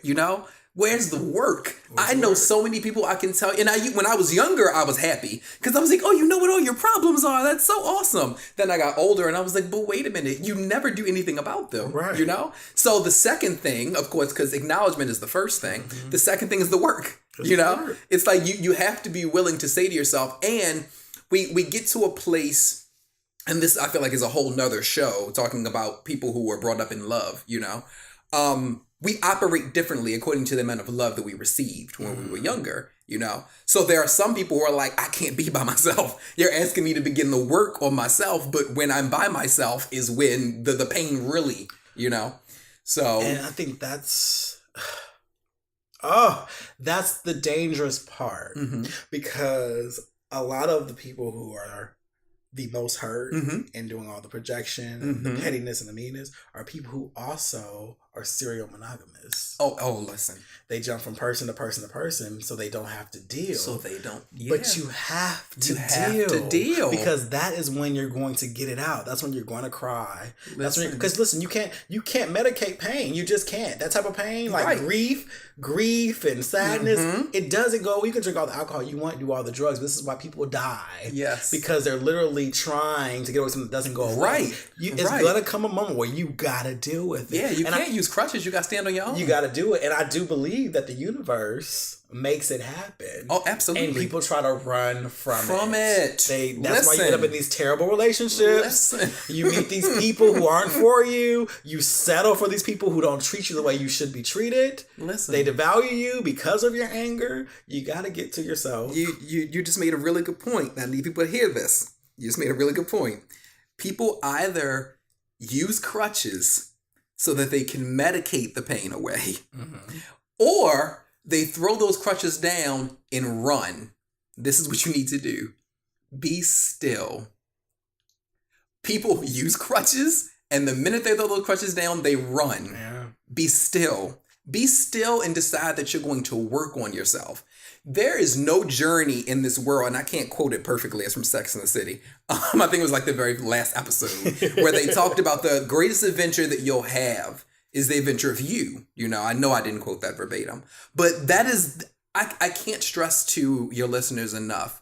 There is nothing in this world like the adventure of you. Amen. It is so amazing, especially when it gets to a point where you can genuinely look in the mirror and love you minus the need for somebody else to love you as well. When that love tank is full, baby, listen. Let me tell you something. I love my alone time. Listen. I'm almost afraid of how much I love my alone time. But because it gives you a confidence and you know your worth. When you love your own company, no one can make you feel bad. Talk about it. No one can kick you out. You can't be, girl, bye. Like, it's nothing. Like, in fact, I was about to leave. I was just trying to put my phone in my bag. Like, I was was already out the door. My martyr card's in my hand.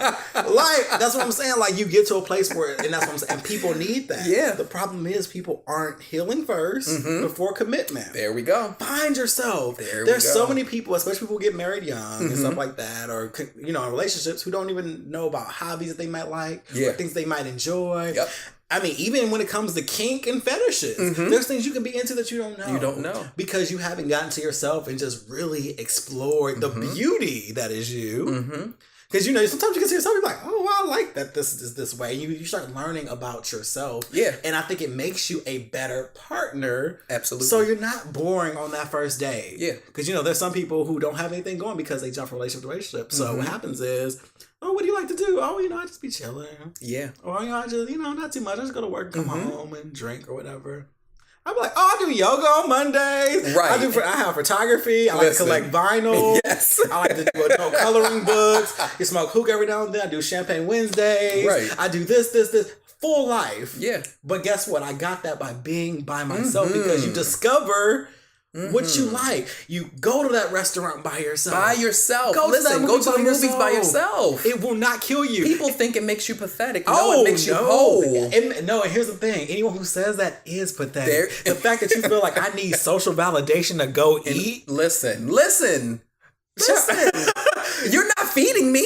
I need validation to go watch a movie in a silent theater. Listen. What? I can use utensils by myself. We're not right, and that's what I'm saying. I think those people are pathetic. Listen. You gotta find yourself because that's when you find the beauty that is life. Travel, do all the things that you want to do before committing to someone. It's beautiful. That's how you learn things. And the thing is, because I need to make it really clear to your listeners that we're speaking from experience, you know? Listen. Like, I used to be a serial monogamous. It was real, you know?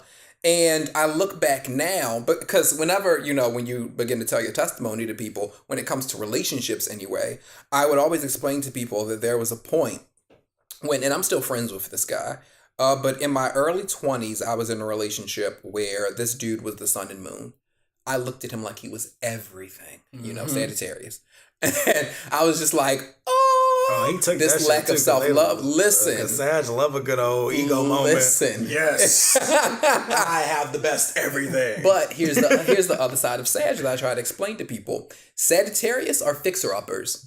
So their whole thing is that I'm coming in with my cape to save the day, but the goal is I'm supposed to be able to take you from the air. You know, I'm flying you around, teaching you these lessons. When I land you back down, you're supposed to be on your feet. Right. You don't need me to continue. The minute I see you still need me to fly you around, my disinterest is strong. Well, I think because Sagittarius love freedom. Absolutely. I literally just put that on Facebook. You did, actually. Yes. My best friend, Christina, Yes. she's going to be like, what? I know she's going no, they love freedom. Like, nah, this is no. Yeah. So he said to me, you know, he was like, and it was true. And that's the reason why I always appreciated him for this. He said to me, at this point, you love me more than you love God. Oh. And I can't do that. Or even yourself. Oh, yeah. And that's just a dangerous place to be. Why would anyone be born, have this amazing experience ahead of them, and think that they have to sacrifice that for someone else? Don't ever feel like your purpose is in someone else. It's not. Live your best life. Yeah. And the right people will come to you. Yeah. Like, oh my God. And that's what ended up happening. Like, after he did that, I broke down in a way that I had never before and haven't since. And that was a wake-up call. You allowed it to happen. Yes. I allowed it to happen. I literally sat on the floor and I mean, Scorpio ego. What really helped was that I sat there and I was like, what the hell? Like, am I crying on this floor because of a man? Right. Like, that wake up was real. And like you said, I allowed it to happen. And after that, you know, when I tell people about the spaces in between my relationships now, they're like, how did you go 6 years without a relationship? What do you mean, how? Because, well, first of all, and again, I didn't want to be like, how did I get in this shit? Listen. You have to, and this is something that I put on social media as well, and I really appreciated the response to it, but it was me being very transparent. When I am in a relationship, I give you my all. So when I get out of the relationship, I got to get myself back. You got to purge. And that doesn't happen in 2 weeks, you know? It don't happen in 2 years because that's where I'm at right now. And I'm still like... Let's be clear. I'm not ready. I'm on the weekend plan. You can stay over Saturday night and you can stay around 11 o'clock on Sunday, but you gotta go. I gotta be at brunch. Like I just and don't touch nothing. Don't touch nothing. Nothing. You lay your ass in that bed. I know where everything was. Okay, lay in that bed. Yes, you can have some water, and you better use a coaster. Like, listen, I just. but that came from me enjoying my own company. Yeah.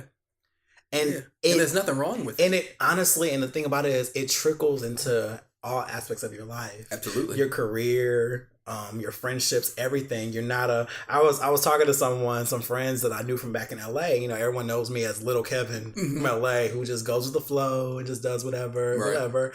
And you know, there's a little bit of him, but not as much. You know what I mean? Like, I go with the flow. I'm not confrontational, but I say no when I want to say no. Absolutely. And so people were in town like, oh, let's go out tonight. I'm like, I'm tired. I'm not going. Yeah. They're like, oh no. I'm like, I said no. Say it. Now, if you don't want to see me the rest of the weekend, that's fine. That's fine. But I said no. Absolutely. And so that Sunday, like, God, you really got a backbone. I'm like, oh.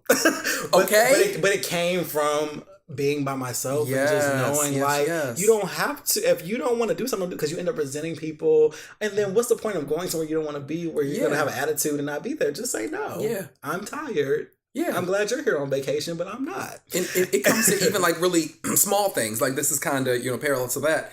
I had a friend I was on the phone with yesterday, and they told me they were going to give me a call back.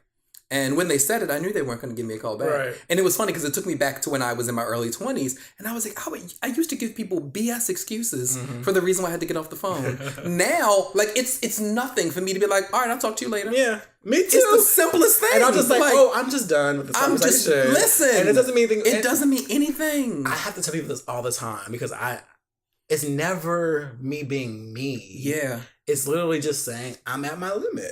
Listen. And now it's time for me to go. And that's me and my best friend Mario all day long. We have no feelings. No it's feelings. Like, okay. And then on top of that, my favorite statement, I don't even know where I got it from, is you say selfish like it's a bad thing. Yeah. Sometimes you have to be selfish. Absolutely. There's moments to be selfless and moments to be selfish. But there's sometimes you gotta look out for yourself. Why am I going to be uncomfortable for the sake of you? Especially if it's not affecting your health. Come on. Like, if we're just out, child, I'm good. Listen. This liquor gonna be here. These same niggas gonna be here. I am horrible with quotes, and I'll tell people that in a heartbeat. But I know when I really love a quote because it sticks with me.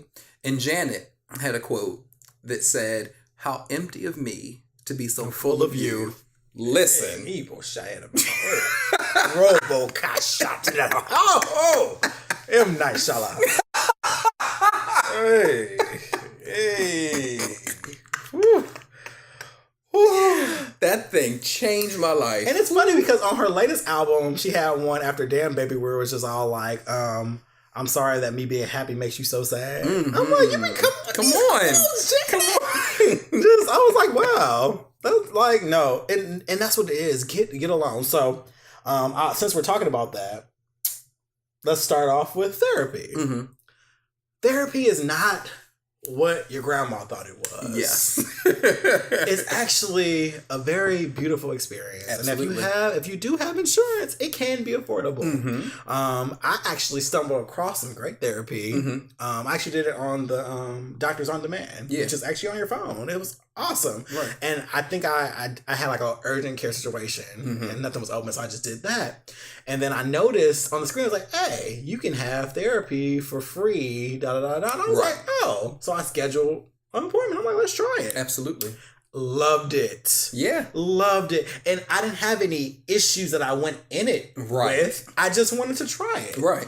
It was so amazing. Now, that says a lot. That I have never heard anybody say that. Because you didn't walk in there with any issues. You just wanted to experience it. I wanted to experience it. Listen.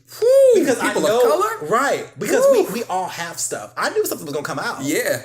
But I didn't have like, oh, yes, this is specific. Right. I went through this trauma. No. I just want to try it. It's free. Listen. You only live... Why not? Well, not true. But, listen. We're going into that. Part too, child. So I tried it. Yeah. And it was just it was an objective conversation. Mm-hmm.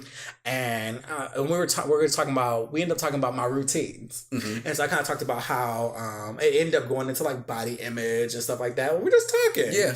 And then she made me see things from a perspective I never considered. And I was talking about how my routines always seem to kind of fall off. You know, Yeah. I'll do something real hard for like 6 months tops. And I'll be like, okay, I'm over it. That could be relationships. It could be dieting. It could be whatever. Mm-hmm. It's just like, okay, I'm bored. And she was able to connect that to an aversion to authority. Yeah. And I was like, oh shit. Mm-hmm. I don't like people telling me what to do. Right. I don't. Neither do I. And she said, well, consider this. Mm-hmm.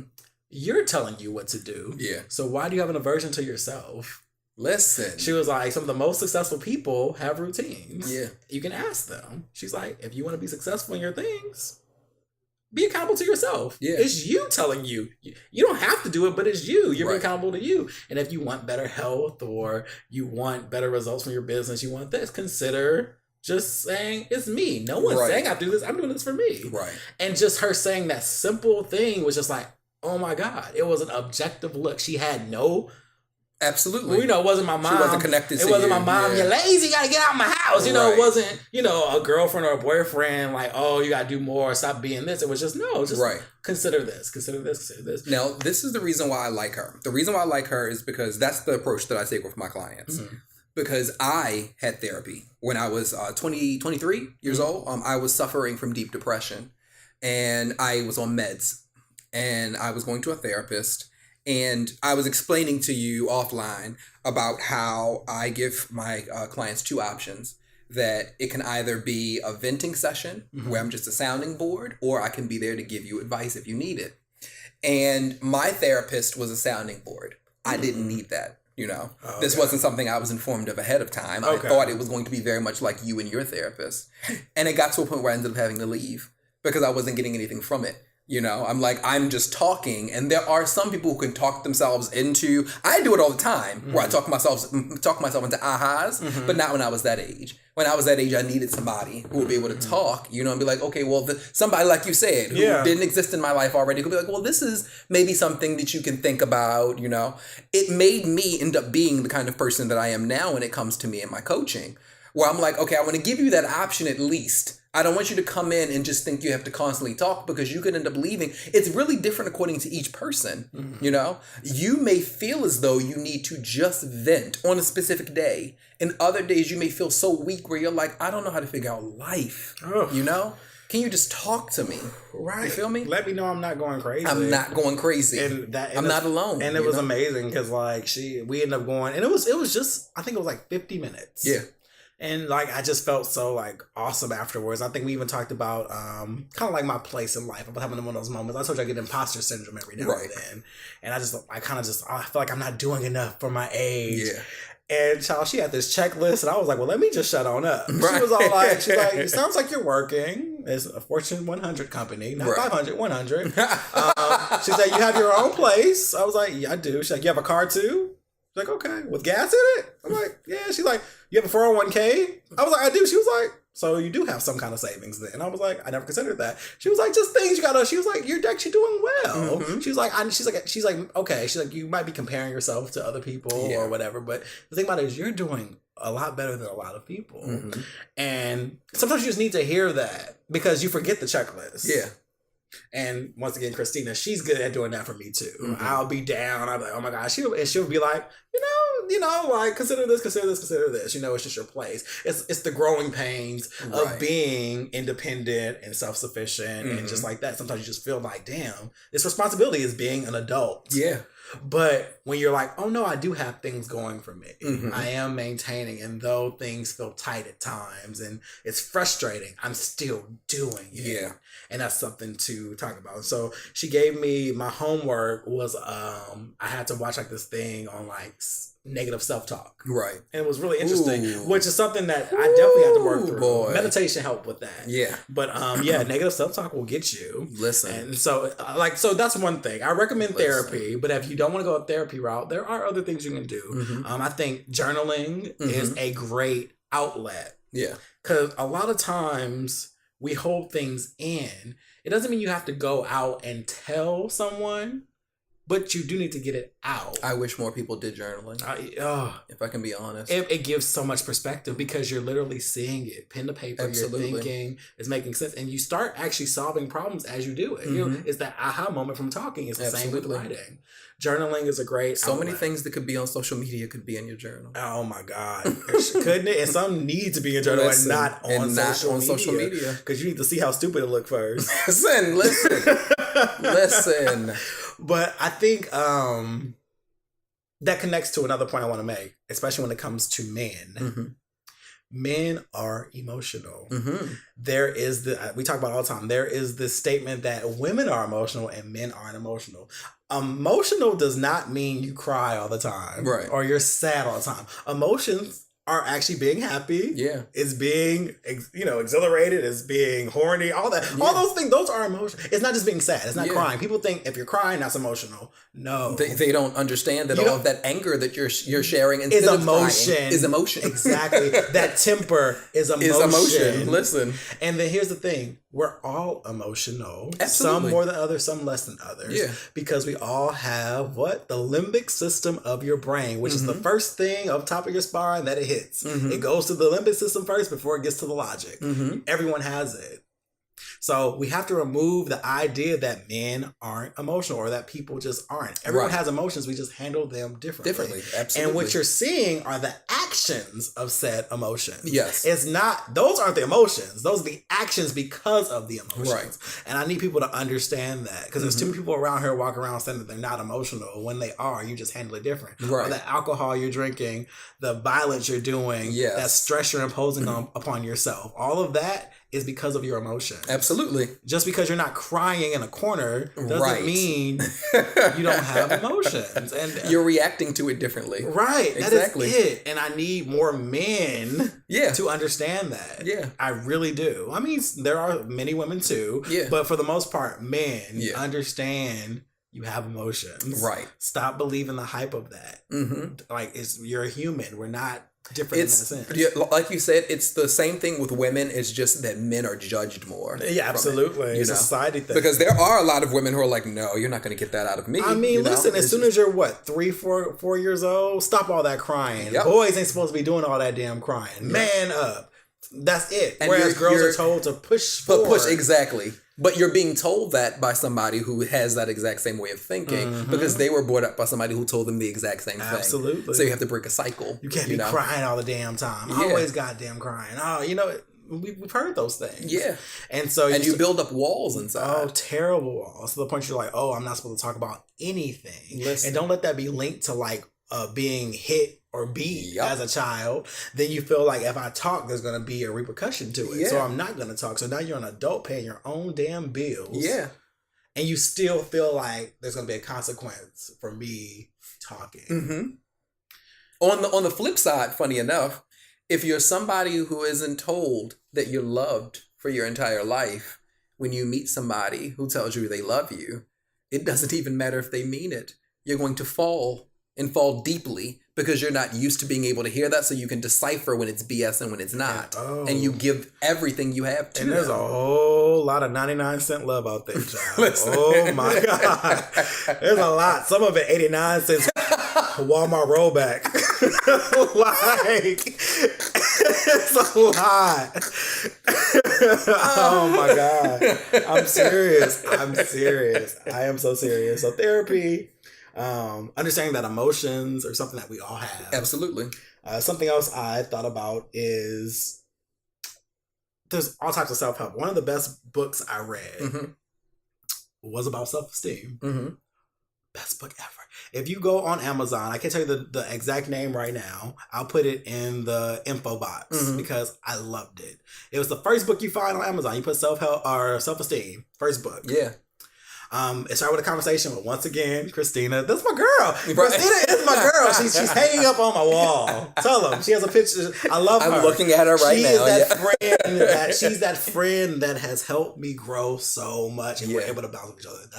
So one day we were sitting talking, and I hope I'm not giving too much tea of yours. Right. But she was just all like, have you ever thought about self-esteem? I was like, no. Mm-hmm. She was all like, sometimes I wonder if I suffer from self-esteem issues. I'm like, I never thought about that. Mm-hmm.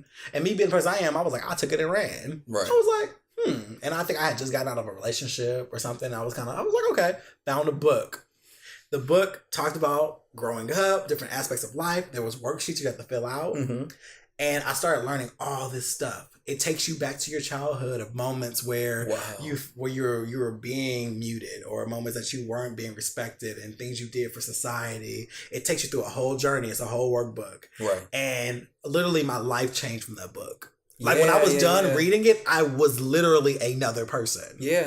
Because I had never thought about how I was acting. And it's funny because that was around the time that the whole trajectory of my life changed. That was like 24, 25 when that happened. And then like all the stuff with my parents and stuff happened at 26. Mm-hmm. And then the backbone and everything else came later. It was after that book. But literally after I read that, everything changed because I started looking at things differently. The decisions I was making, the things I was buying, the places I was going that I didn't want to go, but I did for other people. And it was just like, oh shit. I have self-esteem issues. Yeah.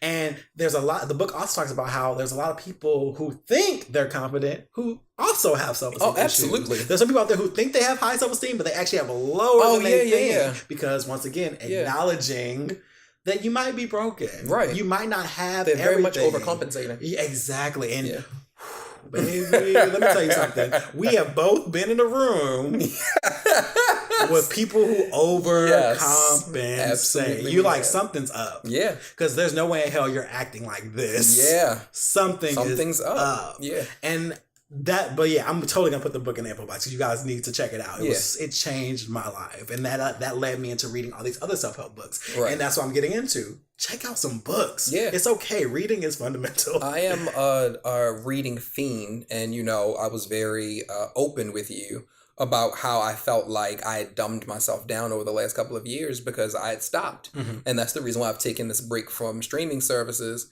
Is that I need to get back into reading again. And two of the books that I would suggest would be The Four Agreements. I suggest that to everybody. I read that right after the self-esteem book. Amazing. Amazing. I read it once a year at the very least. Lord, just reading the chapter of Not Taking Things Personal. That alone. It's not always about you. Listen. And then to go to, it's funny you would say 24, 25, my godbrother Dante gave me this book called The Celestine Prophecy, and it changed my life. And unlike these other books that we're talking about, this is actually like fiction. Oh. But it's a beautiful fiction. Like The Alchemist, where it takes you to a whole other place. Absolutely. And it talks about auras and energy, And I read it, and it literally changed my life at 25. And that was the exact same year when I started my magazine. And like everything just changed after that. When it came to the Celestine Prophecy. So I agree with you. It's very, very important to read. So The Four Agreements by Don Miguel Ruiz. Yes, it is. And I also read The Mastery of Love by him. I've never read that. It's just as good. By the same Don Miguel. Was it Don Miguel Ruiz? Yeah. The Mastery of Love. And it just talks about relationships. And it just takes the Four Agreements to a whole nother level. Yeah. Great book. Well, we're going to stick with him real quick because I purchased the Fifth Agreement. Oh. There we go. Him and his son. Check it out. And the book that I went to my Kindle app on my phone because I had to tell you guys. Yeah. The book is called about this book. Give me back. Give it back. Because you always take you to the first chapter. Here we are. It's called Self-Esteem. It's the 3rd edition. They probably have another edition. It's a proven program of cognitive techniques for assessing, improving, and maintaining your self-esteem. It's by Matthew McKay, PhD, and Patrick Fanning. And it's a sunflower on the cover of the 3rd edition, but this was in 2011. So I'm sure there's another edition. Right. But check it out, and I will put it in the link, and I'll have a little Amazon thing there for you. Yeah, it was so good. I remember I was still living at my parents' house at the time. And I was in the backyard, my legs up, just like, this is amazing. Just going through it, just like, this is so good. Right. Because it was an aha moment. It was very much like fixing my own life. I was like, oh my God, I do struggle with self-esteem. Yeah. I never thought about this. I never did that. So yeah, read books. That's a good way. Journal. Self-care too. I talk about, I love adult coloring books. And when I say adult, I mean they're just made for adults. It's not like porn. Absolutely right. You're not coloring in penises and shit. I actually have 2 other friends who love them as well. Yeah, It's so soothing. Yeah. Another thing of self-care that I do is I like to listen to nostalgic music that makes me feel nostalgic. I always play like 90s or stuff that just takes me to a place. It's just, we almost get tears in your eyes because you're like, I remember how much I love this song. And you just have a moment. That's a good way of self-care. I love going to the spa. Yes. I love it. Especially when you go to a spa where they have like little miniature waterfalls. Oh, yeah. Oh, my God. Oh, my God. It is the or best get feeling. one. And you know what I want to get? Get one. I want to get one of those. I also want to get an essential oil diffuser. I might do that today. I want one because I want the humidifier one too. Yes. By the bed. Fragrance. Do not ignore the power of fragrance. Listen. It will change your whole. My hands up again. Eucalyptus now. It will change your whole world. Ooh, you walk into your place. You're just like, oh my God. I feel comfortable. Oh, it's everything. Yeah, no, it is the power everything. of fragrance is so important. What else we got? Traveling. Yeah. And, even if you can't afford that, staycations are great. Oh, yeah. I mean, when I say traveling, I mean, you can go to a part of the city that you don't usually go to. Go to your favorite spots. Absolutely. Try something new. New. But the whole thing, the whole point of it is to get you alone. Get alone and learn yourself. Heal yourself, learn yourself. Heal yourself first, because we don't want self-sabotage. Like, I'm no one's doctor, but I just feel like the natural progression should be heal yourself first. Right. Because you want to figure out, make amends with those things, and then I think they run in tandem. Yeah. And let's not forget about meditation. Meditation. Well, you know me. Yes, right. Oh my God. Like, yeah, visualization. I love that you've introduced me to that aspect of meditation. And I've actually found some tracks on Apple Music when they walk you through visualization. Not as good as yours. I'm biased. But they're decent. They're decent. They're decent, But, there's no safe space, Right. But whatever. I've definitely learned when teaching that people have to really trust you in order to do that as well. They do. You can't take visualization for granted. Because there are a lot of people who are like, I don't know where you're trying to take me. So I don't know if I want to go there. Seriously. And then, heal, self-care, do things that you enjoy, do things for you, and do things by yourself outside of your home. Like, don't be afraid. Go to that movie. Go to that concert. I went to Formation by myself. Really? I didn't want to deal with getting tickets for other people. I didn't want to deal with waiting for them to get their coins together. You know what it's like. Right. It's frustrating. You got to get a ticket like that. So I bought a ticket by myself. I went. And what I did was I introduced myself to the girls next to me. We took a selfie and everything. I was like, hey, ladies, we're here to congregate together. Hey, ladies. Just want to let you know, if you can't tell right now, I'm gay. And as soon as Freakum Dress comes on, I might clear this aisle out. So let's take the selfie. But I had a great time. I'm gay. As soon as Freakum Dress comes, it will be confirmed. Oh, it will be confirmed. So I'm just telling you now. Because you see this beard, I get it. I use coconut milk, yes. I keep it soft so it doesn't feel like coochie hair. But good night. Good night. Listen.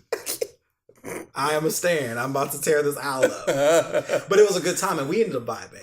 You meet great people, and I was talking to someone else. She goes to bars alone, and if you're an alcoholic, that's not for you. But if you can safely go to a bar, just hit the bar. Yeah. Talk to people around you. Absolutely. Because that also challenges you, too, because you got to be secure in yourself to talk to strangers. Absolutely. It's easy to be comfortable around people that you know, but you got to be one confident, high self-esteem person to talk to strangers. Listen. Because you got to be sure of yourself. It has been such a journey here in Atlanta. These first 2 months, I've been talking to so many people. I'm like, you are not that shy little kid you used to be. Neither am I. Ooh, but it's there's freedom in it. Yeah. There's such freedom in it. So yeah, go down, do some things, and then I think the final thing I would say is heal before you commit.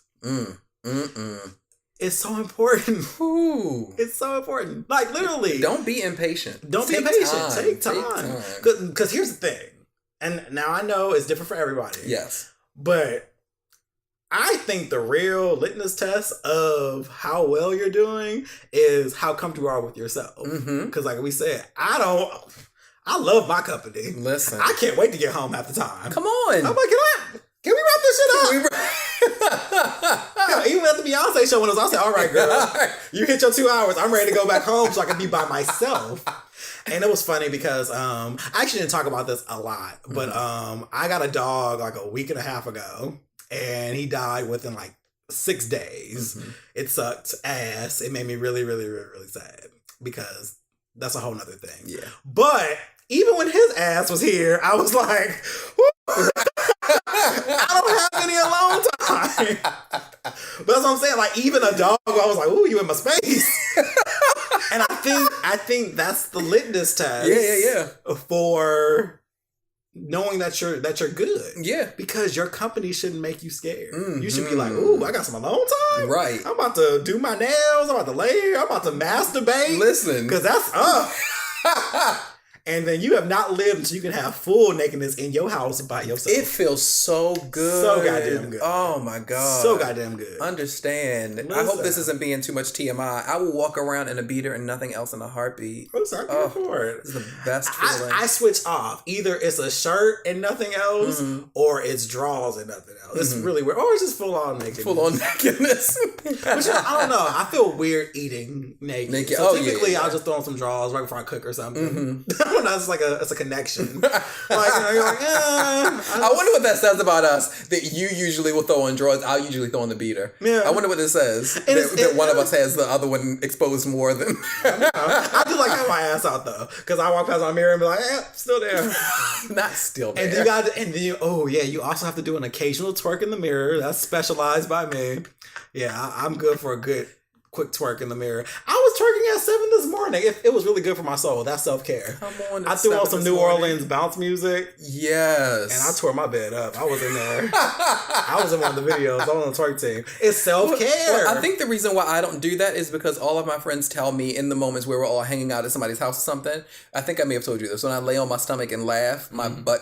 Hey. So, yeah. It has a mind of its own. There's a lot of shaking and jiggling. So, yeah. Another litmus test is you shouldn't be afraid to be silly by yourself. I get so damn silly. I've been here doing the most. It makes you so happy. It makes you so happy. Oh be my silly. goodness. Be silly. Be comfortable. Be silly. Laugh. Yeah. Laugh. Yeah. If I can just give a real quick shout out to my ex, I need to be able to say that even though we're not together anymore, that is something he taught me. And I'll be forever grateful for the fact that, now mind you, I could always do it at home alone, but in public, he taught me to dance like no one's watching.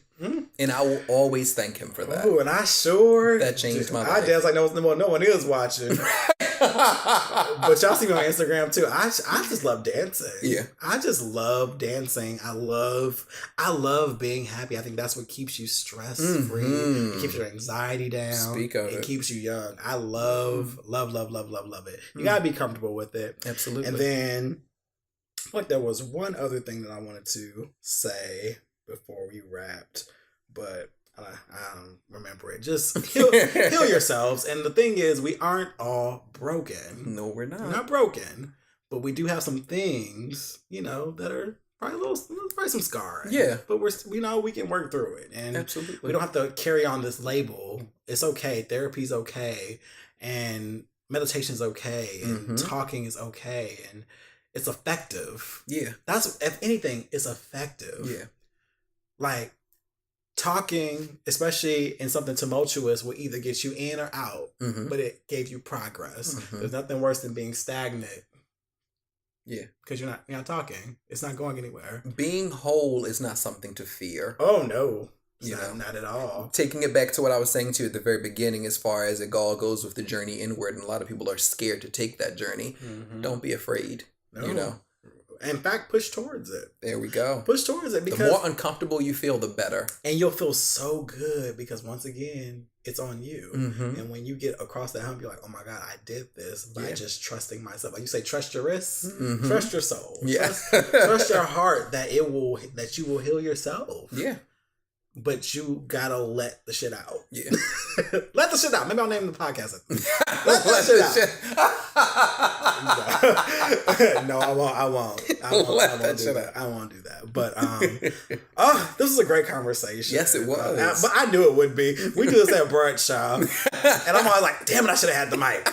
Oh, the mic should have been set up right here. Where is the goddamn mic? We do this over and over and over. Just carry it with us wherever we go. But please tell the people where they can find you. Okay, so if you want to look for me specifically, Sensei Raven, you can find me all over social media at Scorpy Yogi. So that's Facebook, Instagram, Twitter, all that good stuff. At SCORPIYOGI. If you want to look for my wellness brand, The Love Movement, you will find that on Facebook and Instagram under We Are TLM. So that's WEARETLM. And on Twitter, it's the TLM team. And then at the end of the summer, as Kevin already knows, I am going to have my very first podcast called the Healing Space Podcast. Yes, I like that name. Thank you. So if you'd like to add the Healing Space as we prepare to launch the podcast, you can find us on Instagram under THS Podcast. So that's THS Podcast. And then on Twitter _THS Podcast. And I think that's everything. Yes. And I'll have all of that in the info box. You can just click it because I know he was over here enunciating and spelling like he was in the Nationals trying to get Graham from Aquila and the Bee. But it will be in the info box. And you guys know that you can find me at The World of Kevin across the platforms. Also, I wanted to acknowledge that there is another outline that has popped up. Oh, really? I'm not going to address that. They're cute or whatever. But if you're going to use the hashtag, use the Outline Podcast and not just the outline. Yeah. It's the Outline Podcast for the hashtag. But whatever. If some of their listeners come over here, that's fine too. Right.